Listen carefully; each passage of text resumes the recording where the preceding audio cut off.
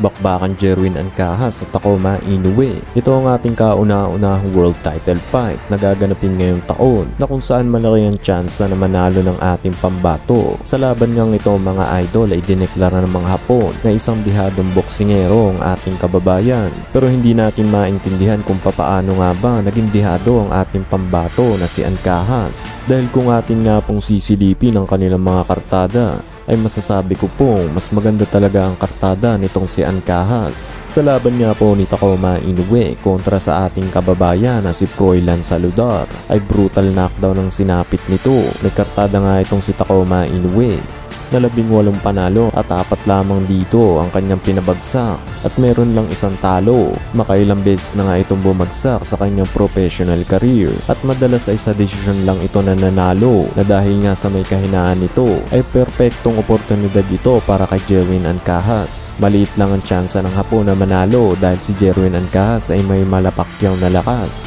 Kaya't panoorin natin ang highlights ng kanilang bakbakan.